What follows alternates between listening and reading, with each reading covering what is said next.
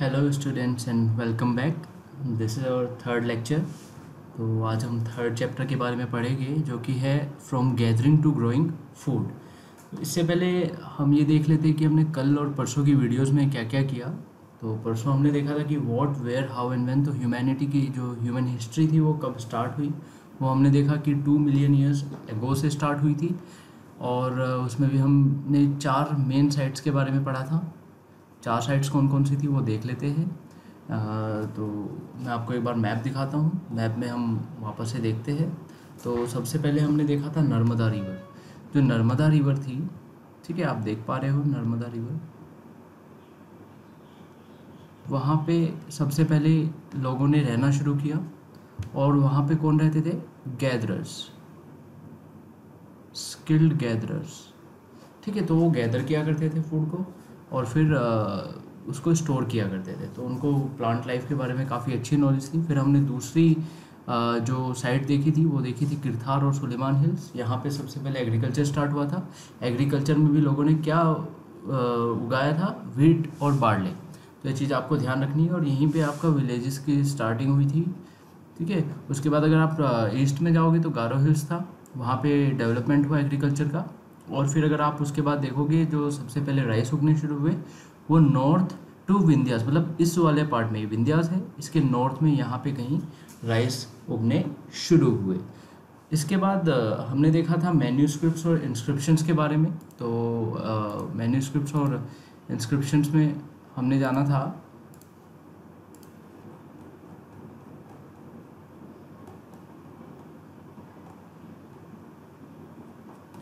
चलिए मैं वापस से लिख देता हूँ। तो 2 चीज़ें हमने देखी थी यहाँ पे। एक थी मैन्यूस्क्रिप्ट जो हाथ से लिखी जाती थी, हैंड रिटन होती थी, और ये बर्च या फिर लीव्स के ऊपर लिखी जाती थी। लीव्स या फिर बर्च के ऊपर लिखी जाती थी। उसके बाद हमने देखा था एक इंस्क्रिप्शंस भी हुआ करते थे। तो मैंने बताया था आपको, ये हार्ड मेटल जो सरफेस होती है मेटल की, उस पर इंस्क्राइब किया करते थे। ठीक है, तो ये हार्ड मेटल पे होता था, metal surface, hard metal surface. तो इनको जो है प्रिजर्व करना काफ़ी मुश्किल होता था, लेकिन ये आसानी से प्रिजर्व हो जाती थी। तो इससे हम जो एंशियंट हिस्ट्री है उसके बारे में जानते हैं। काफ़ी अच्छे सोर्सेज हैं दोनों। इसके बाद हमने अगले चैप्टर में पढ़ा था on the trails of the earliest people. तो इसमें मैंने 3 चीज़ें आपको बताई थी कि हमारे पास बेसिकली स्टोन एज 3 पार्ट में डिवाइड हो जाती है। तो स्टोन एज को एक बार देख लेते हैं। स्टोन एज क्या क्या बताया था स्टोन एज में? पहली होती है पैलेलिथिक, दूसरी होती है मेसोलिथिक,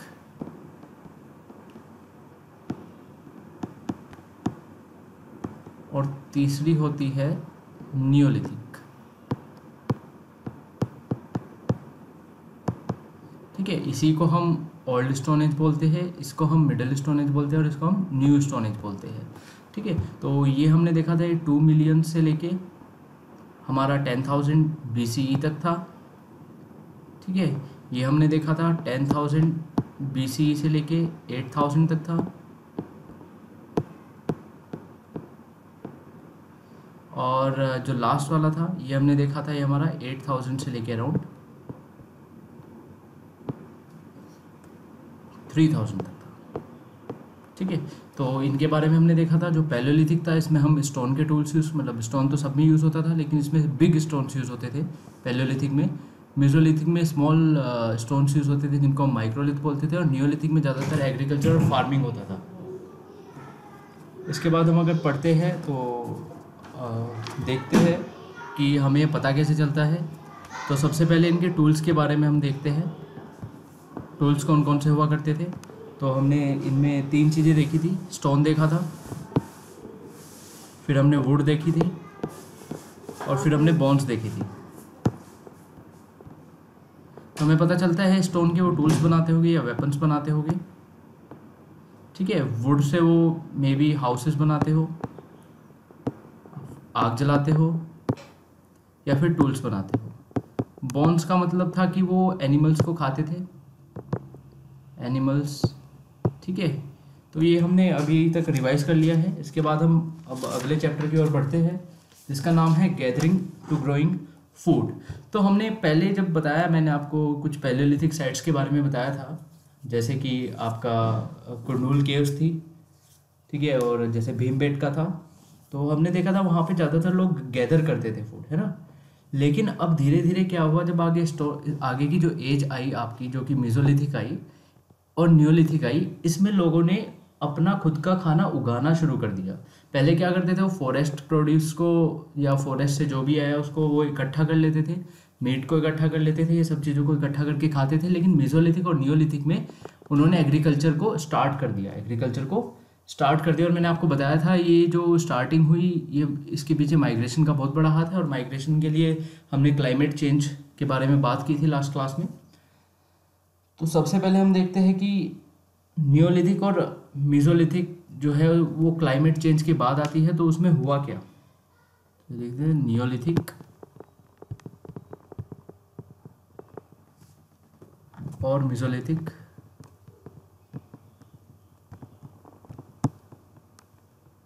ठीक है, तो इसमें सबसे पहली बात थी, लोगों ने अब गैदर करना ख़त्म कर दिया, फूड को खुद का उगाना शुरू कर दिया। तो यहाँ पे फार्मिंग स्टार्ट हो गई, समझ रहे हो ना। फार्मिंग मतलब फूड को ग्रो करना उन्होंने स्टार्ट कर दिया। उसके बाद जब फार्मिंग कर रहे थे, उसी के साथ साथ इन्होंने जो एनिमल्स थे उनको पालना शुरू कर दिया, जिसको हम बोलते हैं डोमेस्टिकेशन।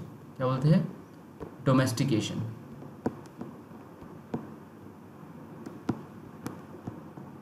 उसके बाद हम देखते हैं, तो एक चीज़ आपको मैंने पहले भी बताई है कि अगर आप फार्मिंग कर रहे हो तो आप माइग्रेट नहीं हो सकते जब तक वो फसल आप काटोगे नहीं, ठीक है। अगर आपने गेहूं लगाया है तो आपको ऑब्वियसली वेट करना होगा।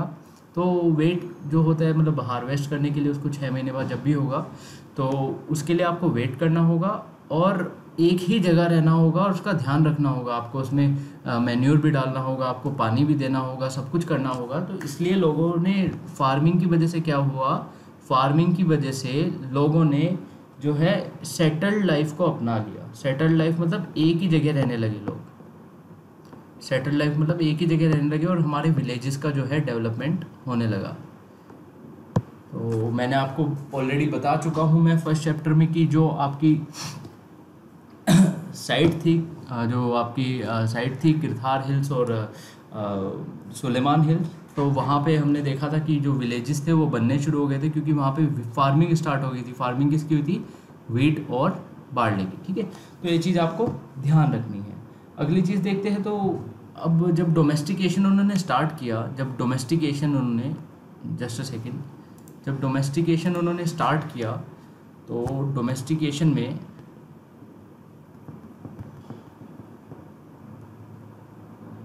उन्हें दिक्कत क्या क्या है डोमेस्टिकेशन में दिक्कत सबसे पहली थी, उन्होंने दो चीज़ों का बेसिकली डोमेस्टिकेशन स्टार्ट किया। पहली चीज़ थी प्लांट्स, दूसरी चीज़ थी एनिमल्स। तो अब जब आप कुछ चीज़ स्टार्ट करने जाते हो, तो आप देखते हो कि सपोज करो आपको कुछ ख़रीदना ही है, तो आप देखते हो कि कौन सा लें, है ना।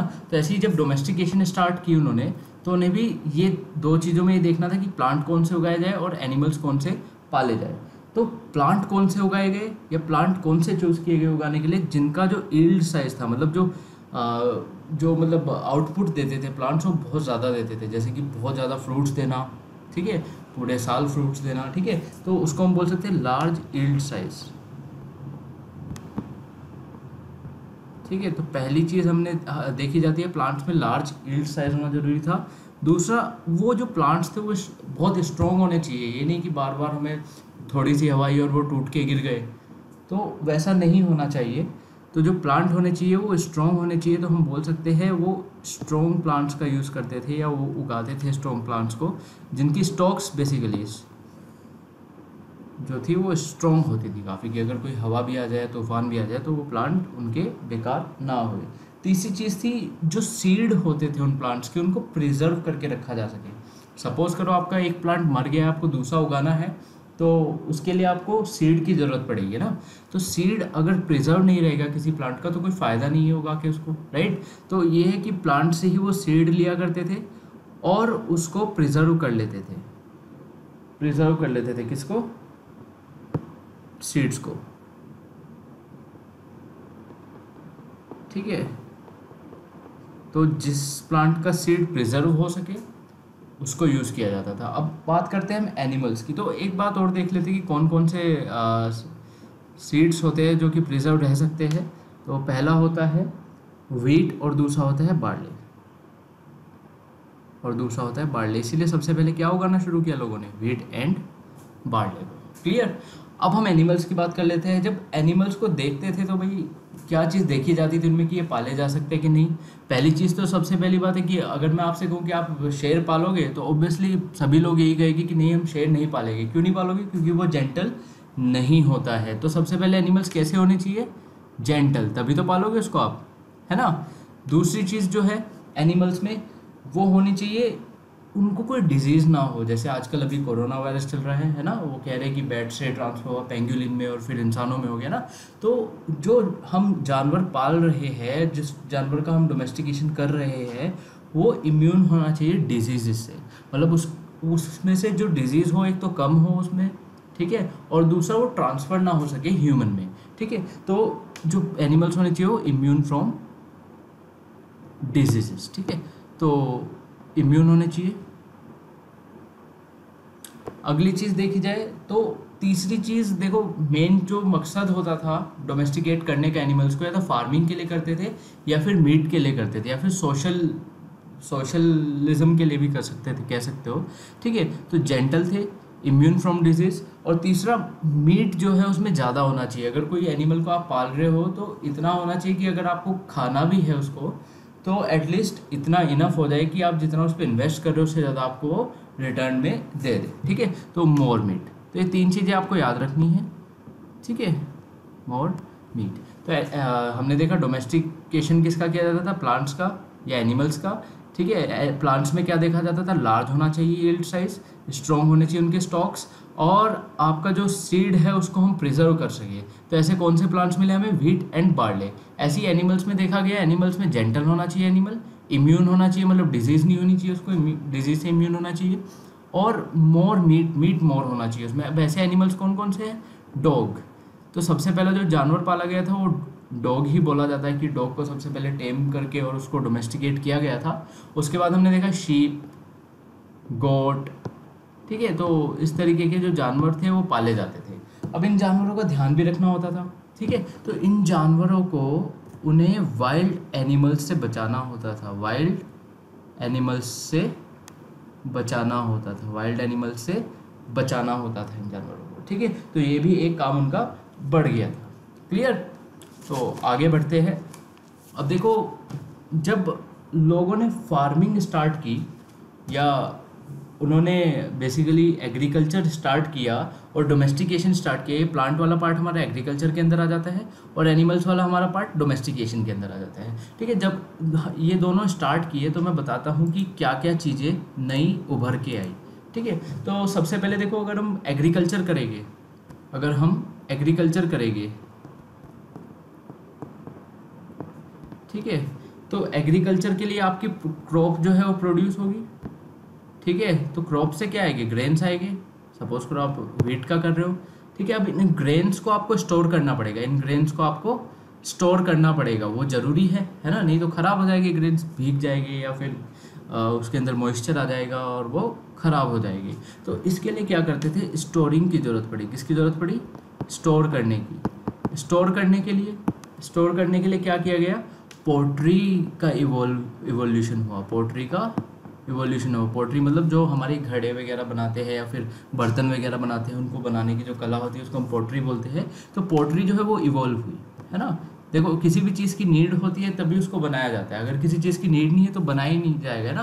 पहले आदमी क्या थे? क्रॉप्स नहीं उगाते थे, ग्रेन्स नहीं होते थे, तो उन्हें पोट्री की भी ज़रूरत नहीं होती थी, उनको कोई बर्तन चाहिए ही नहीं होता था। लेकिन अब जब ग्रेन्स आ गए और उन्हें स्टोर करना था फूड को, ठीक है, तो पोट्री का एवोल्यूशन हुआ, पोट्री बननी शुरू हुई, ठीक है। और जब मैंने आपको अभी बताया था कि अगर क्रॉप्स आ गई है तो लोगों को सेटल भी होना पड़ेगा ना, तो सेटल लाइफ हुई, ठीक है। इसकी वजह से क्या हुआ? लाइफ सेटल होने की वजह से एक तो जो विलेजेस थे उसका डेवलपमेंट हुआ, क्लियर। विलेजेस का डेवलपमेंट हुआ, विलेजेस बढ़े, घर बनाने शुरू किए लोगों ने, और कस्टम्स आए लोगों के। कस्टम्स मतलब ऐसा नहीं करना, ऐसा नहीं करना, है ना। वो कहते हैं ना कि लाइक मंगलवार को नेल्स मत काटो, ये सब इस टाइप के कस्टम्स आने शुरू हो गए, ठीक है। कस्टम्स प्रैक्टिस होने शुरू हो गए, यज्ञ होने शुरू हो गए, ठीक है। तो इस तरीके के जो कस्टम्स थे वो स्टार्ट हो गए, क्लियर। तो ये चीज़ आपको काफ़ी लाइक ध्यान से पढ़नी है, और इस तरीके के आपको कंक्लूजन्स इससे ड्रॉ करने हैं, ठीक है। ये आपको बुक में नहीं मिलेगा कि ऐसा हुआ ऐसा होगा, तो ये सिर्फ आपको कंक्लूजन डेराइव करने हैं, और इसी तरह आपको हर बुक को पढ़ना है, ठीक है। तो उसके बाद हमने देखा विलेजेस बने। विलेजेस बनने की वजह से क्या होगा, डिफरेंट टाइप ऑफ हाउसेज आएंगे, डिफरेंट टाइप्स ऑफ हाउसेस, ठीक है। तो अलग अलग टाइप के हाउसेस बनने शुरू हुए, वो भी हम देखेंगे किस किस टाइप के हाउसेस हमें कहाँ कहाँ मिलते हैं, ठीक है। तो हमें पता कैसे चलता है इन सब चीज़ों का, मैंने आपको बताया था सोर्सेज होती है, या तो मैन्यूस्क्रिप्ट्स या इंस्क्रिप्शंस, और भी सोर्सेज होती है। जैसे हमें कैसे पता चला पोट्री इवॉल्व हुई, हमें मिले कुछ बर्तन मिले, है ना, मिट्टी के बर्तन मिले, मिट्टी के पॉट्स मिले, तो हमें पता चला कि हाँ भाई पोट्री होती थी उस टाइम। हमें कैसे पता चला, विलेजेस होते थे, हमें सिविलाइजेशन मिली, हमें कुछ मकान मिले, कुछ हमें लाइक हाउसेस मिले, ठीक है। तो हमें पता चल गया विलेजेस भी हुआ करते थे, ठीक है। ग्रेन्स मिले तो हमें पता चला क्रॉप्स भी हुआ करती थी, ठीक है। तो ये बहुत पुरानी पुरानी चीज़ें जो हमें मिलती है, उसी से ही हम ये चीज़ों को ड्रॉ करते हैं, कंक्लूजन निकालते हैं। अब आप सोचते हो कि ये चीज़ ढूंढता कौन है, ये चीज़ ढूंढता कौन है, तो एक पर्टिकुलर टाइप की जॉब होती है जिसको हम बोलते हैं आर्कियोलॉजिस्ट्स, ठीक है। तो आर्कियोलॉजिस्ट एक ऐसा बंदा होता है जो ये सब चीज़ों को ढूंढ के कंक्लूजन ड्रॉ करता है, और इसी साइंस को हम बोलते हैं आर्कियोलॉजी। क्या बोलते हैं, आर्कियोलॉजी। तो ये भी आपको ध्यान में रखना है, ठीक है। तो इसके बाद हम देख लेते हैं कि एनिमल्स का यूज़ क्या क्या हुआ होगा, जो एनिमल्स रखते थे हम, हालांकि मैं बता चुका हूँ लेकिन फिर भी एक बार देख लेते हैं। तो जो एनिमल्स हुआ करते थे उनका यूज़ क्या क्या था, किस लिए यूज़ किया जाता था एनिमल्स को। तो आप खुद सोचिए, सबसे पहले तो मिल्क होता था, है ना, गाय भैंस होती थी, बकरियाँ होती थी, ठीक है। तो मिल्क होता था। दूसरी चीज़ फार्मिंग के लिए यूज़ करते थे, है ना, हल बांधते थे, हल चलाना, है ना, वो सब देखते थे हमारा। और तीसरी चीज़ बहुत इंपॉर्टेंट, मीट होता था वो इन स्टोर्ड फॉर्म, उसको स्टोर करने की भी ज़रूरत नहीं होती थी, ठीक है, और ख़राब होने का भी कोई डर नहीं होता था, स्टोर्ड फॉर्म। और चौथी चीज़ जो एक काफ़ी इजी हो जाती है, वो मल्टीप्लाई नेचुरली, ठीक है, और रिप्रोड्यूस करते हैं नेचुरली, मल्टीप्लाई, ठीक है। तो ये चीज़ आपको ध्यान रखनी है। और हम बात करें तो एग्रीकल्चर का क्या यूज़ होता था, एग्रीकल्चर का क्या यूज़ होता था। तो एग्रीकल्चर में से आपको पता है सबसे पहले तो सीड्स आएंगे, है ना, सीड्स खाने के लिए यूज़ होते थे, एज अ फूड कह सकते हो, है ना। फिर आप देखोगे गिफ्ट के तौर पर भी, अभी आजकल बर्थडे होता है किसी का, क्या देते हो कि कोई परफ्यूम देता है, कोई पेन देता है, कोई डायरी देता है, लेकिन उस टाइम क्या होता था, एज अ गिफ्ट लोग क्या देते थे, फूड, सीड्स देते थे या फिर फूड देते थे, ठीक है। चौथी चीज़ उसके स्टोरेज में यूज़ होता था, स्टोर किया जाता था उसको, ठीक है। अब मैं आपको ऑलरेडी बता चुका हूँ स्टोर कहाँ होता था, या तो बास्केट्स में होता था, बास्केट्स या फिर पॉट लिख सकते हो आप, ठीक है, पॉट बनाए, ठीक है। या फिर क्या करते थे लोग, गड्ढा खोदते थे ज़मीन में, या फिर लोग गड्ढा खोदते थे ज़मीन में, उसको हम बोलते थे पिट्स, क्या बोलते थे, पिट्स। तो या तो लोग पॉट्स में रखते थे या फिर पिट्स में रखते थे, ठीक है, गड्ढा खोद के दबा दिया नीचे, समझ रहे हो। तो पॉट्स में है, पॉट्स किस किस के बनते थे, क्ले के बनते थे, या तो मिट्टी के बनते थे ना, आजकल भी बनते हैं मिट्टी के, या फिर वुड के बनते थे। तो ये चीज़ आपको ध्यान में रहनी चाहिए। अब हम कुछ, जैसे हमने अभी साइट देखी थी, पैलेलिथिक साइट्स देखी थी, बहुत पुरानी साइट्स मतलब जगह देखी थी, है ना। तो अब हम देख लेते हैं,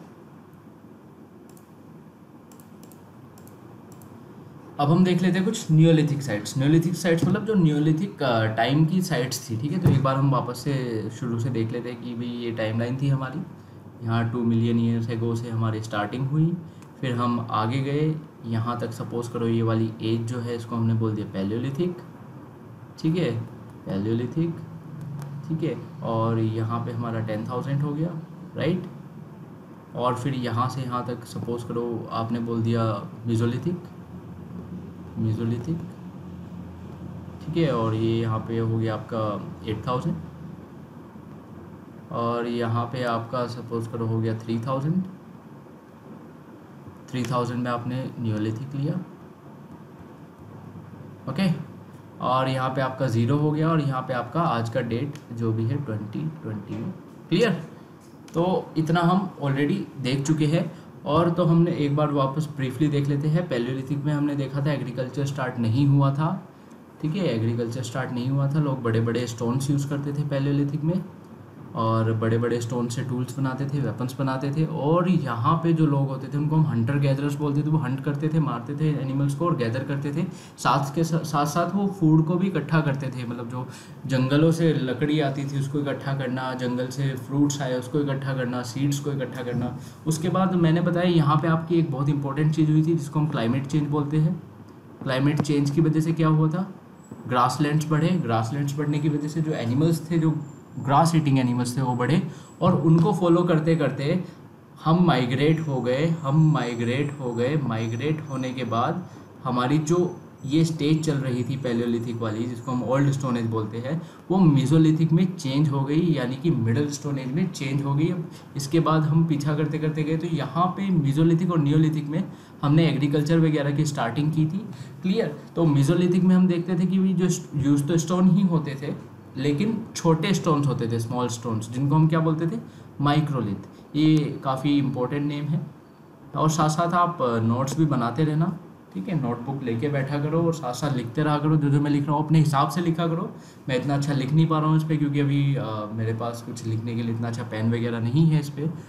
तो मेसोलिथिक टाइम पे हम माइक्रोलिथ्स यूज़ करते थे। और फिर जब हमारा प्रॉपर तरीके से हमारा जो फार्मिंग थी या फिर एग्रीकल्चर था वो स्टार्ट हो गया, तो हम कौन सी एज में पहुंच गए, नियोलिथिक एज में पहुंच गए, ठीक है। नियोलिथिक एज में पहुंचने के बाद हमने देखा कि वहाँ पे जो लोग थे वो उन्होंने विलेजेस बनाने शुरू कर दिए, हाउसेस बनाने शुरू कर दिए और एक ही जगह रहना शुरू कर दिया, क्योंकि एग्रीकल्चर हुआ करता था, उसका ध्यान रखना है। एनिमल्स को डोमेस्टिकेट करना शुरू कर दिया और जो चीज़ें आती थी उसको स्टोर करना शुरू कर दिया। स्टोर करने की वजह से आपकी पोट्री का इवोल्यूशन हुआ, पोट्री इवॉल्व हुई, आपके कस्टम्स और प्रैक्टिसेस भी इवॉल्व हुई, और आपकी जो अलग अलग साइट्स थी, ठीक है, कल्चर था, वो इवॉल्व हुआ और अलग अलग साइट्स बन गई आपकी, कि भाई यहाँ पे कुछ लोग रहा करते थे, कभी यहाँ पे कुछ लोग रहा करते थे। पेंटिंग की स्टार्टिंग हुई। तो वही साइट्स के बारे में आज हम पढ़ेंगे। हम ऑलरेडी पैलियोलिथिक साइट्स के बारे में पढ़ चुके हैं, ठीक है, जो कि मैंने आपको बताई थी। एक तो आपका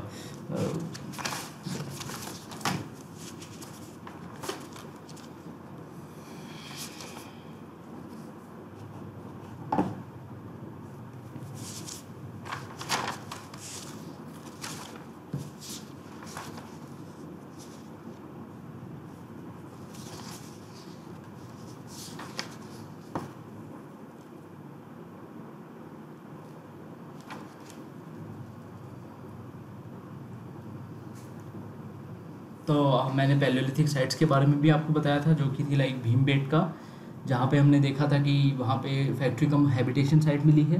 कुरनूल केव्स और हुंस्की के बारे में हमने बात की थी, वो पैलियोलिथिक साइट्स थी। आज हम बात करेंगे मेसोलिथिक एंड नियोलिथिक साइट्स के बारे में। तो वो हम देख लेते हैं एक बार, जस्ट अ सेकेंड।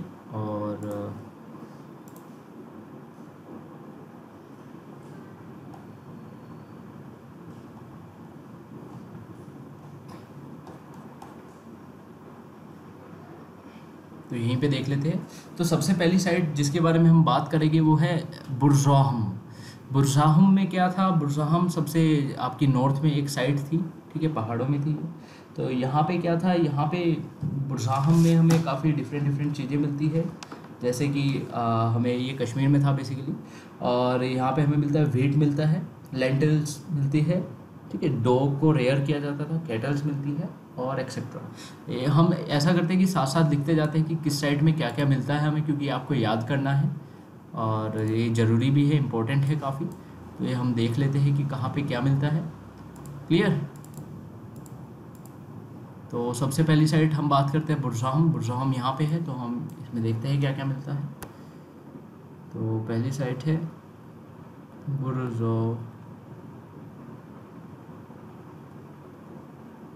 बुर्ज़ा, ठीक है, ये कश्मीर में है। ऑलरेडी बता चुका हूँ, कश्मीर वाली साइड हमने सबसे पहले क्या उगाया था, वीट और बार्ले, तो वीट तो मिलना ही मिलना है, राइट। और लेंटिल्स, दालें भी मिलती थी यहाँ। यहाँ पे डॉग्स को डोमेस्टिकेट किया जाता था, ठीक है, ये आप साथ साथ लिखते जाना, डोमेस्टिकेट किया जाता था। थोड़ी राइटिंग गंदी आ रही है क्योंकि मेरे पास अभी प्रॉपर इक्विपमेंट्स नहीं है लिखने के लिए, लेकिन थोड़ा एडजस्ट करना पड़ेगा क्योंकि मंगा भी नहीं सकते थे लॉकडाउन के टाइम पे। उसके बाद आपके कुछ कैटल्स मिलते थे, कैटल्स हुई शीप वगैरह होते थे, या फिर आपका ओक्स काऊ, ठीक है, ये सब मिलते थे। तो बुर्सोहम में ये सब मिलता था, ये आपको याद रखना है। उसके बाद हम सेकंड साइट की बात करते हैं। सेकंड साइट है मेहरगढ़। क्या है मेहरगढ़, वो यहाँ पे है नॉर्थ ईस्ट में, तो प्रेजेंट डे ये पाकिस्तान में है, ठीक है। और यहीं से आपका बोलन पास भी जाता है, जो कि आपका ईरान में जाने के काम आता है। पास मतलब एक बॉर्डर होता है, ठीक है, वहाँ से आप लोग जाते हो। तो अब हम देखते हैं मेहरगढ़ काफ़ी इंपॉर्टेंट साइट आ जाती है, यहाँ से हमें काफ़ी चीज़ें मिलती हैं। जनरली मेहरगढ़ में हमने सबसे पहले देखा कि कॉटन का ग्रोथ होना शुरू हुआ। मेहरगढ़ में हमें हाउसेस भी मिले, हट्स भी मिली, पोट्री के भी डिज़ाइन हुआ करते थे, स्टोन्स भी मिले अलग अलग टाइप के, ठीक है। तो ये काफ़ी इम्पोर्टेंट साइट है जो आपकी बेसिकली मेहरगढ़ की साइट है, ठीक है। तो यहाँ पे हम मेहरगढ़ को एक बार अच्छे से डिस्कस भी करेंगे, लेकिन एक साथ में सब करा देता हूँ आपको, फिर अलग से इसको मेहरगढ़ को डिस्कस करेंगे, ठीक है। तो अभी आप लिख देना मेहरगढ़ भी। तो मेहरगढ़ में हमें क्या क्या मिलता था, सबसे जो इम्पोर्टेंट चीज़ थी, यहाँ पे पिट हाउसेस मिलते थे। यहाँ पे हमें पिट हाउसेस मिलते थे। अब पिट हाउसेस क्या चीज़ है मैं आपको बता देता हूँ। सपोज करो ये आपका ज़मीन है, ठीक है, इसके अंदर गड्ढा खोद के, ज़मीन के अंदर का पार्ट है, गड्ढा खोद रखा है और 4 पार्टीशन ऐसे कर रखे हैं आपने, ठीक है। और यहाँ पे 4 कमरे हैं टोटल, कमरा नंबर 1 2 3 4 ये ज़मीन के अंदर होता था, तो इसको हम बोलते थे पिट हाउसेस, ठीक है। तो पिट हाउसेस मिले जहाँ पे 4 रूम्स होते थे, ठीक है, मेहरगढ़ में। तो यहाँ से हमें पता चला कि लोग बाग ने घर भी बनाने शुरू कर दिए थे, क्लियर। उसके बाद यहाँ पे हमें सबसे पहले मिला कॉटन, जो है कहा जाता है सबसे पहले यहीं ग्रो होना शुरू हुआ। कॉटन काफ़ी इम्पोर्टेंट बन जाएगा हिस्ट्री में बाद में जाके, वो हम देखेंगे, ठीक है। कॉटन का ग्रो होना यहाँ पे शुरू हुआ। पोर्ट्री डिज़ाइंस मिलते हैं अलग अलग टाइप के हमें यहाँ पे कुछ हमें बेसिकली साइट्स भी मिलती है, बरियल साइट्स हम जिनको बोलते हैं, दफना देते थे लोगों को, ठीक है। बरियल साइट्स भी हमें यहाँ पे मिलती है, तो उनकी ख़ास बात क्या है वो मैं आगे आपके साथ डिस्कस करूँगा। ऐसे ही हमें अगला हमारी लोकेशन जो है उसको भी देख लेते हैं। अगली लोकेशन जो है हमारी वो है महागढ़ यहाँ पे है, ये यूपी में बैठता है, आज के प्रेजेंट डे यूपी में। यहाँ पे हमें क्या क्या मिला, यहाँ पे हमें राइस और कैटल मिली, यहाँ पे हमें राइस और कैटल मिली। महागढ़ में हमें राइस मिले, ठीक है, और कैटल्स मिले। तो आप देख सकते हो कि सेम टाइम पे, ऑलमोस्ट सेम टाइम पे बुर्सोहम में कुछ और हो रहा था, मेहरगढ़ में कुछ और हो रहा था, है ना, महागढ़ में कुछ और हो रहा था। अब हम चिरान के बारे में बात करेंगे, यहाँ कुछ और हो रहा था, ठीक है। तो ये हमारी यूपी में साइट है महागढ़, ठीक है। बुर्सोहम कश्मीर में था, मेहरगढ़ प्रेजेंट डे पाकिस्तान में है, और आपका महागढ़ यूपी में है। चिरान की बात करते हैं तो चिरान होता है हमारा बिहार में, ठीक है। यहाँ का इम्पोर्टेंट बात क्या है, यहाँ की इम्पोर्टेंट बात है हमें यहाँ पे ग्रीन ग्राम मिलती है, जो हरे वाली होते हैं ना, ग्रीन ग्राम मिलती है, ठीक है। तो यहाँ से ग्रीन ग्राम और वेट भी मिलता है, ठीक है। तो जो इम्पोर्टेंट है मैं आपको बता देता हूँ, यहाँ पे मेहरगढ़ काफ़ी इम्पोर्टेंट है, ठीक है। उसके बाद जो आपका महागढ़ है ये भी काफ़ी इम्पोर्टेंट है। तो ये पार्ट जो होता है, ऊपर वाला पार्ट, ये वाला पार्ट, ये होता है आपका नॉर्थ, ठीक है। ये पार्ट जो होता है ये होता है आपका नॉर्थ। अब हम बात करते हैं कुछ साइट्स की जो साउथ में मिली हमें, जो साउथ में मिली। साउथ है नीचे वाला पार्ट, मैंने आपको उस दिन डायरेक्शन बताई थी ना, north south east and west, है ना। अगर आप इस चीज़ को, इस जो चीज़ मैंने बनाई है यहाँ पे डायरेक्शंस बनाई है, उसको अगर मिडल में रखोगे यहाँ पे भीमबेटका के पास, तो आपको पता चल जाएगा नॉर्थ ये वाली साइड होगी, साउथ ये वाली साइड होगी, ये सेंट्रल साइड हो जाएगी, ये ईस्ट हो जाएगी, और ये इधर वाली वेस्ट हो जाएगी, ठीक है। तो हम साउथ की बात करते हैं, इस पार्ट में देखते हैं। कुछ हमें न्यूलिथिक साइट मिली थी यहाँ पे भी। तो पहली साइट है हलूर, यहाँ पे हलूर है आपकी, ठीक है, ये आंध्र प्रदेश में है। यहाँ पे हमें क्या क्या मिला, तो हलूर के बारे में थोड़ी बात कर लेते हैं, डिस्कस कर लेते हैं। हलूर में हमें क्या क्या मिला, हलूर में सबसे पहली जो चीज़ हमें मिली वो है मिलेट, मतलब एक तरीके की दाल टाइप ही होता है, ठीक है। और जो दूसरी चीज़ हमें मिली वो पिग्स मिले, ठीक है। तो इससे पता चलता है कि लोग पिग्स को पालते थे या खाते थे, क्लियर। यहाँ पे हमें शीप भी मिली, ठीक है, गॉट भी मिली, देख रहे हो। तो यहाँ पे जो हमारा नॉर्थ वाला पार्ट था यहाँ पे ज़्यादातर एग्रीकल्चर रिलेटेड था, और जो साउथ वाला पार्ट था यहाँ पे डोमेस्टिकेशन रिलेटेड ज़्यादा था, देख रहे हो आप, शीप गोट पिग्स, ठीक है। तो ये चीज़ें आपको अपने आप अंडरस्टैंड करनी है, सिर्फ पढ़ने से ये आपको डायरेक्ट कोई नहीं बताएगा, क्लियर। इसके बाद आप देखोगे यहाँ पे थोड़े कैटल्स भी मिले, ठीक है, कैटल्स मिले। तो ये चीज़ आपको ध्यान रखनी है। इसके बाद एक और साइट है जो कि आंध्र प्रदेश में ही है, प्रेजेंट डे आंध्र प्रदेश, ठीक है। तो उस साइट का नाम है पय्यमपल्ली। पय्यमपल्ली यहाँ पे है, आप देख पा रहे होगे, कावेरी जो रिवर है उसके जस्ट ऊपर, कावेरी के ऑलमोस्ट ऊपर ही है, ठीक है। तो यहाँ पे आपको क्या क्या मिलता है, यहाँ पे पिग, ब्लैक ग्राम और मिलेट मिलता है। क्या क्या मिलता है लिख देता हूँ मैं।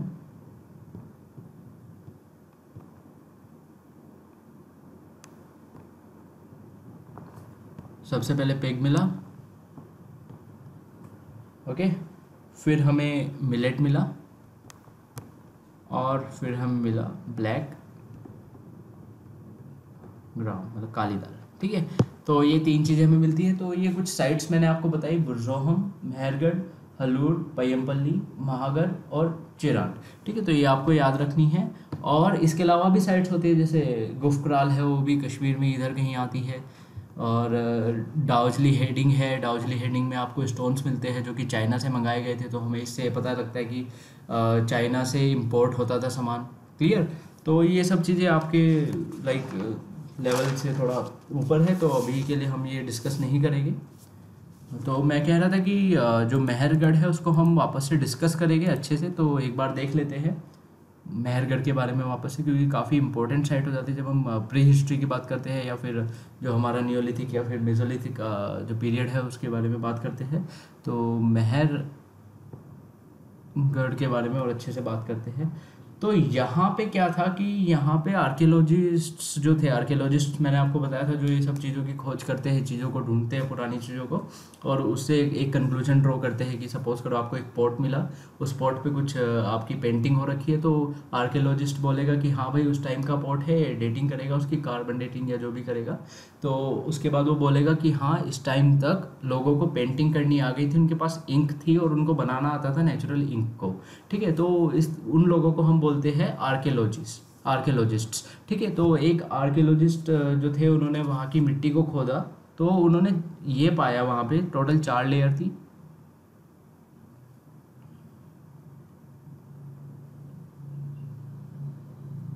ठीक है। तो टोटल 4 लेयर थी,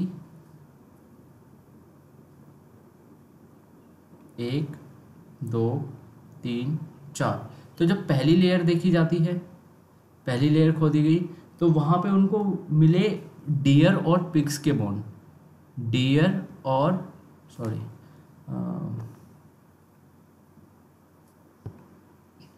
डियर और पिग्स के बोन, क्लियर। डियर, हम इस वाले पार्ट की बात कर रहे हैं मेहरगढ़ की, ठीक है। और इसमें हमने पहली लेयर में हमें मिलते हैं डियर और पिग्स, दूसरी लेयर में उन्हें मिला शीप, गॉट के बोन्स, ऑब्वियसली बोन्स ही मिलेगी नीचे खोदेंगे तो।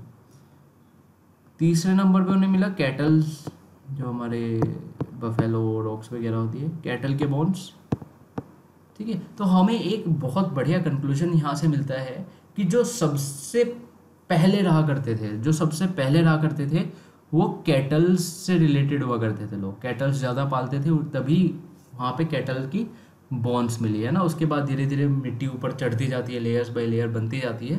तो फिर सेकंड पार्ट में जब हमने देखा, उसके बाद जो लोग आए होंगे वो क्या शीप और गोट पे ज़्यादा फोकस करते थे, और जो सबसे बाद में लोग आए हैं वो डियर और पिग्स पे ज़्यादा फोकस करते होंगे। तो आप देख पा रहे होगे कि कितना मतलब डीपली जाया जा सकता है किसी भी सब्जेक्ट में, अगर अच्छे से पढ़ा जाए तो उसको।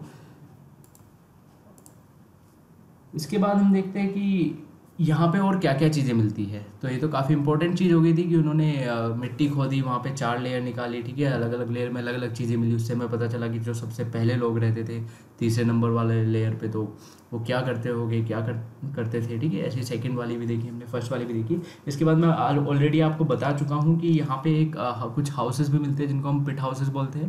क्या मिलते हैं? पिट हाउसेस। पेट हाउसेस मिलते हैं। पेट हाउसेस की क्वालिटी मैंने आपको बताई दी है, ठीक है। ये 4 कंपार्टमेंट हाउस होता है, 4 कमरे होते हैं। कमरे नहीं कह सकते, लेकिन 4 पार्ट में डिवाइड होते हैं। 4 कंपार्टमेंट हाउस मिले, क्लियर। और मैंने आपको बना के दिखाया था कि ये सपोज़ करो ये आपका एक मिट्टी में आपने गड्ढा किया है, और इसके बाद आपने इसको 4 पार्ट में डिवाइड कर दिया। तो पहला कंपार्टमेंट ये रहा, दूसरा ये रहा, तीसरा ये रहा और चौथा ये रहा। ये अंदर होते थे ज़मीन के। तो इससे फ़ायदा क्या होता था? इससे फ़ायदा यही होता था कि थोड़ा वो गर्मी में ठंडे रहते थे और सर्दियों में थोड़ा वो गर्म रहते थे, क्लियर। और आसान भी था उनको बनाना ये सब। अब इतने ज़्यादा टेक्नोलॉजी नहीं थी कि आप वो ऊपर खड़ा कर पाते एक मकान को। और ये भी देखा गया है कि यहाँ पे जो भट्टियाँ होती है, भट्टियाँ मतलब आग जलाने के लिए जो बर्तन थे या फिर जिसमें बनाते थे, वो अंदर भी मिले हैं घर के, यहाँ पे भी, और घर के बाहर भी मिले हैं, क्लियर। मतलब ऊपर भी मिले हैं जाके, और नीचे जहाँ खोद रखा था उन्होंने वहाँ पे मिले हैं। तो इससे हमें ये भी पता चलता है वो बाहर आके भी खाना बनाते थे और अपने घरों में भी खाना बनाते थे, क्लियर। ये चीज़ काफ़ी इंपॉर्टेंट होती है। और हम इसी तरीके से हिस्ट्री को पढ़ते हैं, स्पेशली जो एंशियंट हिस्ट्री है। उसके बाद हम मिडिवल में जाएंगे तो सोर्सेज कम्प्लीटली चेंज हो जाएगी। हम बाकी जो सोर्सेज है वो अलग टाइप की सोर्सेज आ जाएगी उस टाइम पे, क्योंकि तब तक पेपर काफ़ी चीप हो चुका था, पेपर का इन्वेंशन भी हो चुका था। उसके बाद हम एक बहुत इंपॉर्टेंट और चीज़ होती है यहाँ पे जो मिली है हमें,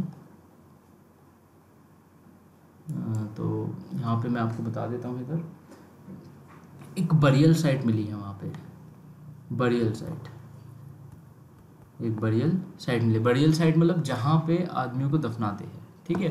तो वहाँ पे हमें मिला क्या, जो जहाँ पे एक आदमी को दफनाया हुआ था उसके साथ गोट की जो हड्डियाँ है, गोट की जो बोन्स है वो मिली है। गोट की बोन्स मिलने का मतलब क्या है कि अगर आपको एक बरियल साइट के अंदर गोट की बोन्स मिल रही है, तो इसका मतलब उस इंसान के साथ एक मरी हुई बकरी को भी जो था वो दफनाया गया था। अब ये दफनाया क्यों गया, मरी हुई बकरी को क्यों बरी किया गया? क्योंकि ऐसा माना जाता है कि वो लोग विश्वास करते थे कि there is a life after death. तो वो आफ्टर लाइफ में विश्वास करते थे कि हाँ भाई, अगर कोई मर जाता है तो उसके बाद भी एक लाइफ होती है, क्लियर। तो यहाँ से हमें काफ़ी इंपॉर्टेंट चीज़ पता चलती है कि वो उसके अगले जन्म के लिए खाना रखते थे उसके साथ, क्लियर। तो इसके बाद हम जो अगला चैप्टर है वो कल पढ़ेंगे, और मैं कुछ आपको दिखाना चाहता हूँ कुछ important images. Just a second. तो सबसे पहले हमने देख लिया, ये हमारे इंडिया का मैप है। यहाँ पे अलग अलग हमने साइट्स देखी, ठीक है, जैसे कि किरथा, सुलेमान और विंध्या, नर्मदा, गारो हिल्स, और भी कावेरी रिवर के बारे में भी जाना था, इंडस के बारे में जाना था जब हमारा इंडिया नाम पड़ा था, राइट। और उसके बाद हम आगे देखते हैं, ये हमारी मैन्यूस्क्रिप्ट है, मैं आपको जिसके बारे में बता रहा था। ये एक पाम लीफ के ऊपर लिखी हुई है, क्लियर। तो ये लीफ किसी तरह प्रिजर्व हो रखी है, बट जनरली हमारे पास प्रिजर्व नहीं हो पाई। और ये इंस्क्रिप्शन है, ये एक हार्ड मेटल है। इसकी सरफेस के ऊपर आपने देखा होगा कि ये गोद के लिखा हुआ है, इंस्क्राइब करके लिखा हुआ है। और ये अबाउट 2250 ईयर्स एगो हमें मिला है, मतलब 2250 ईयर्स पुराना है, और तब कभी लिखा गया होगा ये। तो 2250 साल बाद हमें ये मिला है, क्लियर। और ये भी ऐसी मैन्यूस्क्रिप्ट भी काफ़ी पुरानी थी। और इसके बाद हमें एक पोर्ट भी मिला है। पोर्ट से हमें पता चलता है कि यहाँ पे पोट्री काफ़ी चलन में थी, पोट्री आती थी लोगों को, और पेंटिंग भी है उसके ऊपर। तो ये भी पता था कि इंक होती थी और लोगों को पेंटिंग करना भी पसंद था, मतलब आर्टिस्ट थे लोग, क्लियर। तो और ये देखो, अगर आप देखोगे ये पोर्ट जो है ये 4700 ईयर्स पुराना है। हम पढ़ेंगे 4700 ईयर्स पहले हुआ क्या था, ठीक है। अभी तक हम यहाँ पे पहुँचे नहीं हैं, हम अभी पीछे पीछे चल रहे हैं। हम अभी 3000 प्लस 2000 मतलब 5000 ईयर्स एगो की बात कर रहे हैं। मैं बताऊंगा अभी एगो और बीसी में डिफरेंस क्या है, क्लियर। और ये देखिए आप, ये तो दूसरी कंट्री का है, इसके बारे में बात नहीं करेंगे हम अभी। ये देखिए, मैं बता रहा था आपको कि स्टोन्स हुआ करते थे, ठीक है, स्टोन टूल्स हुआ करते थे। देखो जो ए पार्ट है, ये देखो काफ़ी बड़े बड़े टूल्स है, राइट, काफ़ी बड़े बड़े टूल्स है। इसका मतलब क्या हुआ, ये पैलियोलिथिक एज में यूज़ हुआ करते थे। बड़े स्टोन्स मैंने बताया था कहाँ यूज़ होते थे, पैलियोलिथिक एज में। और धीरे धीरे साइज देखो आप घटता चला गया और घटते घटते डी वाले पार्ट पे आ गए, जो बहुत छोटे हुआ करते थे और धारदार नुकीले हुआ करते थे। इसको लोग वुड के हैंडल पे लगा लेते थे, जिससे वो अपना एक वेपन बना सके, और इसी को हम माइक्रोलिथ बोलते हैं। तो ये जो आपको स्टोन दिख रहा है, इसी को हम माइक्रोलिथ बोलते हैं। माइक्रो मतलब छोटा, लिथ मतलब पत्थर होता है। क्लियर। फिर हमने यहाँ पे थोड़ी साइट्स देखी थी, जैसे कि भीमबेटका देखी थी, है ना, और कर्नूल केव्स देखी थी, हुंस्की देखी थी। ये हमारी पैलियोलिथिक साइट थी, मतलब जो 2 मिलियन से लेके 10,000 BC तक की थी। ठीक है। और फिर उसके बाद हमने कुछ साइट्स और देखी थी जो नियोलिथिक या फिर मेसोलिथिक और नियोलिथिक साइट्स थी, जिसमें बुर्जोहम, मेहरगढ़, आपका चिरान था, महागढ़ था, हुंस्की था, सॉरी हुलूर था, और पय्यमपल्ली था। क्लियर। ये चीज़ हो चुकी है। और मैंने आपको बता दिया था हम टूल्स कैसे बनाते थे। ठीक है। आगे चलते हैं। देखिए हमें पेंटिंग्स भी मिलती है काफ़ी सारी। ठीक है। तो मैंने आपको बताया था पेंटिंग वाली साइट कौन सी थी, भीमबेटका, है ना। भीमबेटका में हमें काफ़ी सारी पेंटिंग्स भी मिलती थी। तो यहाँ पे पेंटिंग कैसी होती थी, देखिए आप डंडी डंडी से बना देते थे।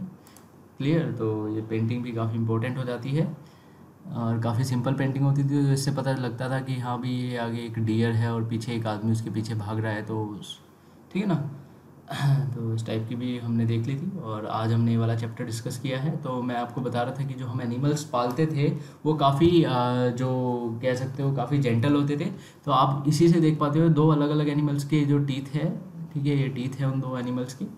तो इन टीथ में डिफरेंस क्या दिख रहा है आपको, राइट वाला टीथ काफ़ी बड़ा है, तो ये एक वाइल्ड एनिमल का है जिसको हम पालते नहीं थे, काफ़ी जेंटल, मतलब वो जेंटल नहीं होता था। और लेफ्ट वाला जो है वो एक काफ़ी जेंटल, जिसको हम डोमेस्टिकेट कर सकते थे, उसका टीथ है। तो आप फ़र्क देख सकते हो दोनों में ना। तो ये बड़े बड़े जानवर होते थे और इंसान को आसानी से मार सकते थे। क्लियर। चलो आगे चलते हैं। तो मैंने आपको कुछ साइट्स बता दी थी, मेहरगढ़ में क्या मिला और महागढ़ में क्या मिला। गुफ्ट्राल के बारे में हम बात नहीं करते। पुरजोहम में क्या मिला, चिरान में क्या मिला, लूर में, पय्यमपल्ली में क्या मिला। क्लियर।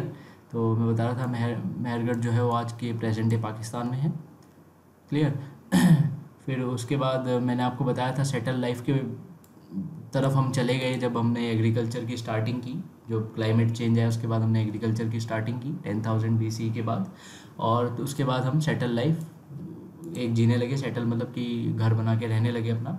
और ये देखिए एक पिट हाउस के बारे में इसने क्वेश्चन पूछा है कि draw a pit house. Pit house को ड्रॉ करो, तो शायद नीचे मिल जाएगा कहीं पिट हाउस का भी आपको फ़ोटो।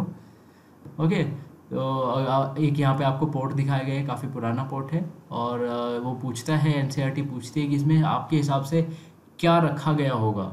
ठीक है। कौन सा जो आपका सीड है रखे, कौन से सीड्स रखे गए होंगे, या क्या राइस रखे गए होंगे या वीट्स रखे गए होंगे, तो इस बारे में भी वो पूछते हैं। ठीक है। तो ये मेहरगढ़ का है, तो ऑब्वियसली यहाँ पे या तो वीट रखे होंगे या फिर बार्ले रखे होंगे। क्लियर। उसके बाद हम देखते हैं मेहरगढ़ के बारे में। हम देखिए ये पिट हाउस होता था हमारा। क्लियर। ये पिट हाउस होता था, तो इसमें 4 कंपार्टमेंट है, 1 2 3 4। ये ज़मीन के अंदर होता था, इसलिए इनको पिट हाउसेस बोलते थे। क्लियर। और इसके बाद मैंने आपको एक बरियल साइट के बारे में बताया था। तो यहाँ पे देखिए जो इंसान है इसके साथ गोट्स को दफनाया गया था, जिससे हमें पता चलता है कि there is a belief that there is a life after death. तो आफ्टर लाइफ में वो विश्वास करते थे। और इसी के साथ आपका चैप्टर ख़त्म होता है। आई होप आपको आज ये चैप्टर समझ आया होगा। And thank you.